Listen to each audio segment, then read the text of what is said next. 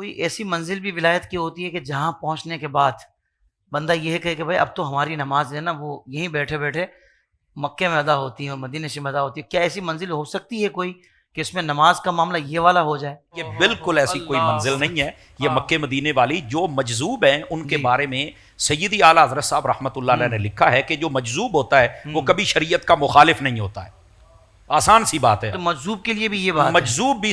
وہ شریعت کا مخالف بھی بڑے نہیں ہوش مند ہوتے ہیں۔ جی اصل میں یہ جو لوگ ہیں نا جن کی طرف آپ اشارہ کر رہے ہیں ان پر تو اگر ایک مستقل پروگرام کیا جائے تو پھر ہم بال سے کھال اتاریں تو پھر مزہ ہے نا۔ اصل کے ہم کیا کہنا چاہتے ہیں، اصل میں یہ صرف اور صرف اپنی غلطیاں چھپانے کے لیے لوگوں کو دھوکہ دینے کی کوشش کرتے ہیں، بس اس میں کوئی دوسری رائے نہیں ہے۔ ورنہ یہ یاد رکھ لیں کہ یہ جو نماز ہے نا یہی تو ہے، بلکہ نماز فرض تو الگ کر دیں، بخاری شریف میں ہے جب بندہ نوافل کی کثرت کرتا ہے تو اللہ تعالیٰ اسے اپنی ذات کا قرب عطا فرما دیتا ہے، اور ایسا کہ اس کے ہاتھ بن جاتا ہے، آنکھیں بن جاتا ہے، پاؤں بن جاتا ہے۔ تو جب تک بندہ اس لائن پر نہ چڑھے تو ولی بن ہی نہیں سکتا ہے۔ کیا کہنے تو یہ جو آپ بات کر رہے ہیں کہ وہ اوپر چلے جاتے ہیں نمازیں پڑھنے کے لیے، کھانا کھانے کے لیے پھر ہمارے پاس کیوں آتے ہیں؟ وہاں کھانا کو نہیں دیتا انہیں۔ سوشل میڈیا پر اسلام کی صحیح تعلیمات جاننے کے لیے ابھی حافظ سائر قادری کا نیا YouTube channel Islamic digital studio subscribe کر لیں، اور ہاں نوٹیفیکیشن بیل آئیکن کو بھی پریس کر لیں تاکہ ہماری نئی ویڈیوز